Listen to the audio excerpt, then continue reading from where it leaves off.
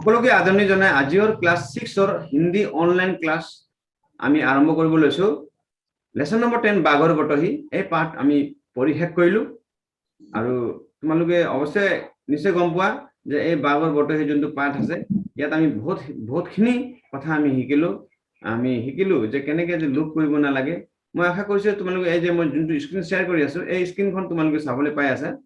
प्रश्न नंबर 1 बाघ और बटोही को अपने कहानी को अपने शब्दों में बताओ। तो बाघ और बटोही जो कहानी तुम लोग केनेका लिखिबा सा केनेका लिखिबा।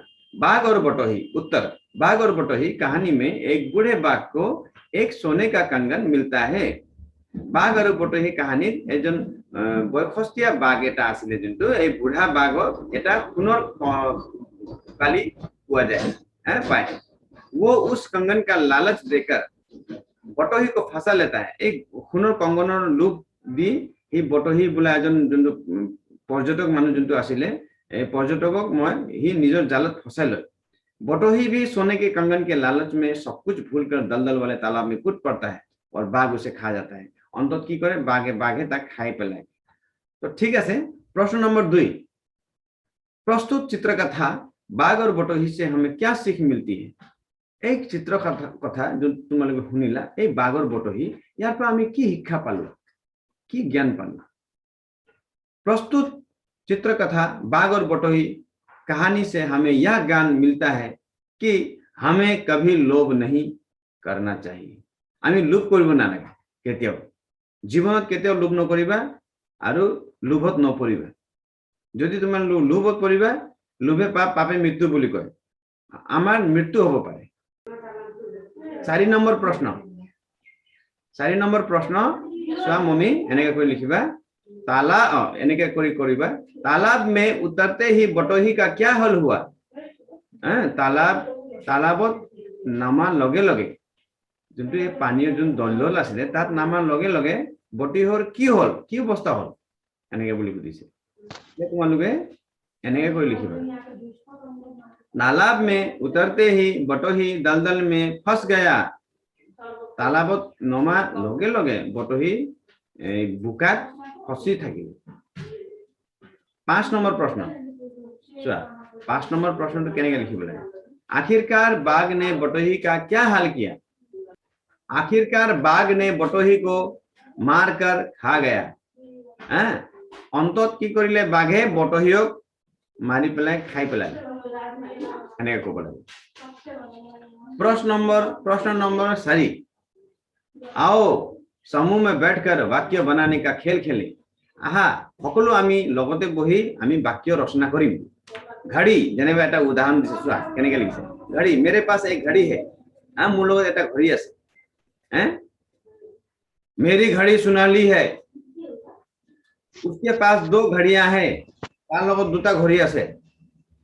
इस प्रकार निम्नलिखित शब्दों से वाक्य बनाओ। ठीक एने दरे तुमालोगे এই যে তলত দিয়া আছে যে শব্দকিটা ইয়াৰো तुमालोगे वाक्य रचना কৰা এনে বুলি কৈ আছে। গতিকে চোৱা মমিয়ে হাত দাঙিছে কোৱা কিতাবৰ কোৱা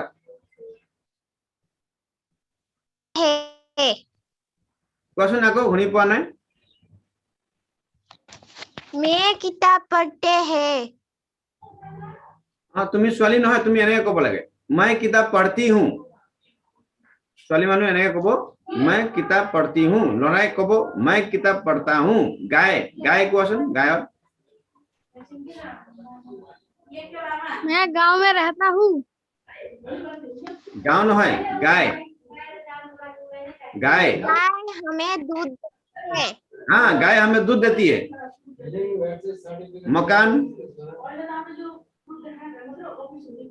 मकान मेरा मकान त्रिलोचन गांव में है। मेरा मकान बहुत बड़ा है। मेरा मकान बहुत अच्छा है। कलम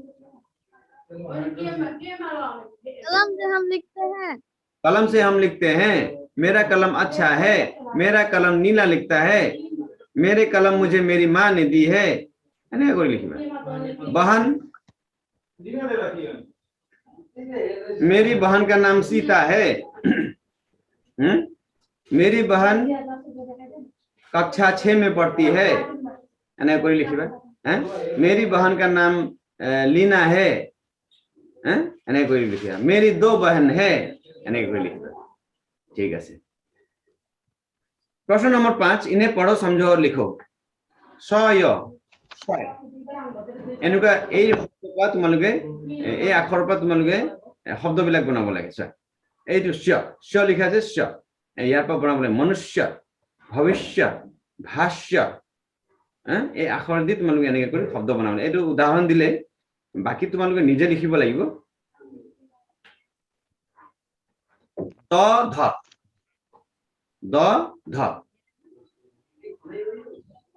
ধ তোমালোকে এনেকৈ লিখিবা যেনেবা युद्ध गिद्ध शुद्ध এনেকৈ কৰি লিখিবা তাৰ পিছত আৰু এটা প্ৰশ্ন আছে এই প্ৰশ্নটো চোৱা যেনেবা দয় দ্য তো তোমালোকে এনেকৈ লিখিবা চোৱা দ্য পদ্য গদ্য খাদ্য এনেকৈ কৰি লিখিবা তাৰ পিছত চোৱা আৰু এটা প্ৰশ্ন আছে শট অষ্ট শট হ'ব অষ্ট তোমালোকে এনেকৈ লিখিবা চোৱা মই ইয়াত ধুনীয়াকৈ লিখি দিছো স্পষ্ট দষ্ট ভ্ৰষ্ট এনেকৈ কৰি লিখিবা তোমালোকে পাই যাবা পাছত এইটো তোমালোকে চিন্তা নকৰিবা তোমালোকে নিজে লিখিবৰ চেষ্টা কৰা তাৰ পিছত যদি নহয় তেতিয়া মোক কনসাল্ট কৰা আৰু ৰেকৰ্ডিং লগত মই তোমালোক পঠাইও দিম এইটো বস্তু তোমালোকে পাই যাবা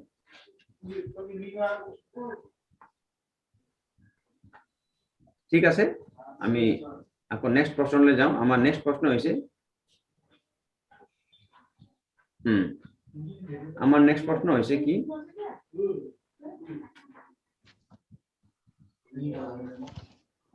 प्रश्न नंबर 6 तुम्हारा संदेह ठीक है मैंने जिंदगी में बहुत पाप किए हैं पर अब एक सन्यासी की सीख से बदल गया हूं तुम आकर कंगन ले जाओ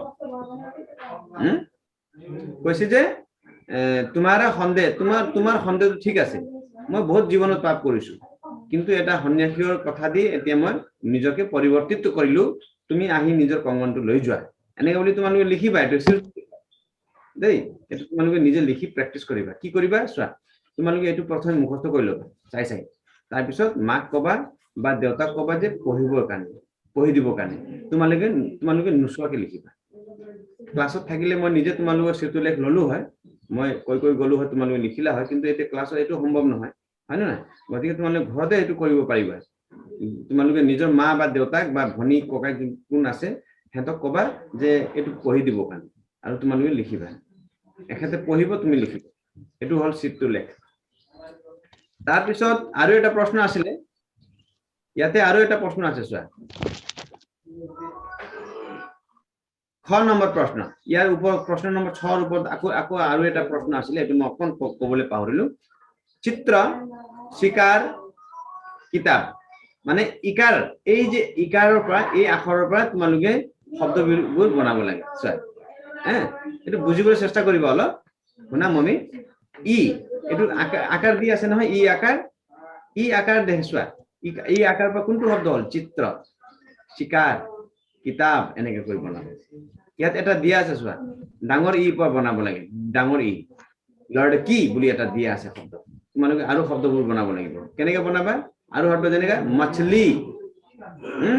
मछली হৈছে নে आदमी यस आदमी वेरी गुड मम्मीয়ে বুজি পাইছে এনেকৈ বুজিব চেষ্টা কৰিবা এটো উ আখৰ পৰা উ আখৰৰ পৰা এতিয়া বনাবা চোৱা উ আখৰৰ পৰা কেনেকৈ হ'ব বহুত তাৰ পিছত সুৰেশ মুকেশ এনেকৈ কৰি বনাবা ইমান ইজি আছে উ তেতিয়া ডাঙৰ উ পৰা বনাবা এতিয়া উ আকাৰৰ পৰা ধূপ ভূত ছুট এবোৰ এনেকৈ কৰি শব্দবোৰ বনাবা লুট এনেকৈ গতিকে ঠিক আছে মই আশা কৰিছো তোমালোকে বুজি পাইছা আহো আমি প্ৰশ্ন নম্বৰ 7 চাম आओ समान अर्थ वाले शब्दों को रेखा खींचकर मिलाएं समान अर्थ বিলাকৰ আমি হাৰি আহি কৰি আকি আমি লিখিম হাৰি আকি লিখিব লাগিব তোমালোকে সমানে মিলাব লাগিব চোৱা তালাব ক নম্বৰ তালাব আছে ইয়াত পোখৰ আছে তালাপ আৰু পোখৰ এনেকে শাৰী আঁচখিনি পাৰি এনেকে কৰি মিলালে চোৱা তালাপ আৰু পোখৰ মিলালে নহয় আসমান আকাশ আকাশৰ লগত কোনটো শব্দ মিলিব তোমালোকে কোৱা गंगन গগন yes আসমান লগত গগন লালচ লালচৰ লগত কোনটো लोभ লোভ ভেৰি গুড মমিয়ে ঠিক কৈছে স্বৰ্ণ सोना সোনাক ভেৰি গুড বন্দনা তুমিও চেষ্টা কৰা বটহি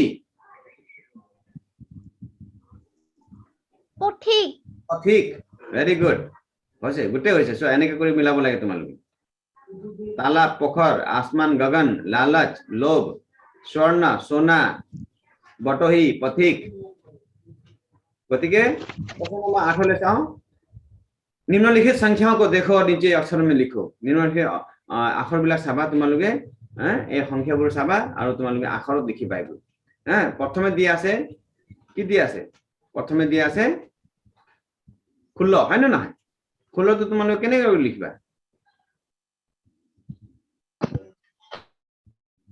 14 নাই নাই এটো তোমালোকে কেনেকৈ লিখিবা এনেকৈ লিখিবা চোৱা দেখিলা 16 তো 16 16 আমি কওঁ অসমীয়া হিন্দীত এটো 16 বুলি কয় 16 এটো চোৱা 15 15 15 তো এনেকৈ লিখিব লাগে 15 15 তাৰপিছত চোৱা 27 2 আৰু 7 হয় না 2 আৰু 7 অসমীয়াত এনেকৈ লিখা আছে হিন্দীত লিখা আছে তোমালোকে হিন্দীত এনেকৈ লিখিব লাগে আখৰ 27 21 21 yes তাৰপিছত 14 14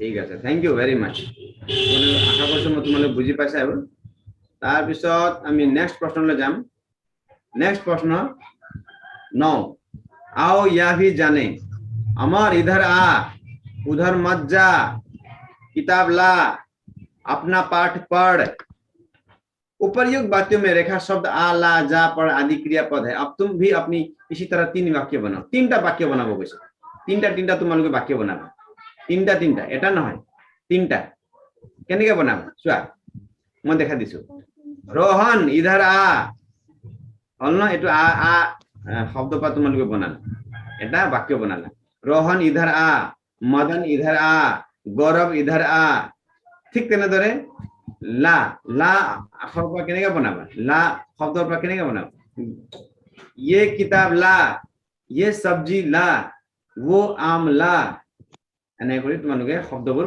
ৰচনা কৰিব লাগে বাক্য ৰচনা কৰিব লাগে তাৰ পিছত যা দিয়া আছে যা শব্দ পৰা কেনেকৈ বাক্য तू उधर मत जा तू उधर जा अमर तू मत जा तू किताब पढ़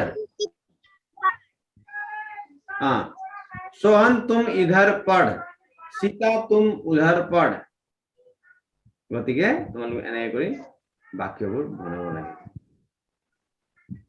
তো মই আশা কৰিছো তোমালোকে বুজি পাইছা এখিনতে আমাৰ সামৰিছে আজিৰ প্ৰশ্ন উত্তৰৰ পাঠ নম্বৰ 10ৰ আমি প্ৰশ্ন উত্তৰবোৰ ইয়াতে সামৰিলো মই আশা কৰিছো যে তোমালোকে শুদ্ধকৈ তোমালোকে বুজি পাইছা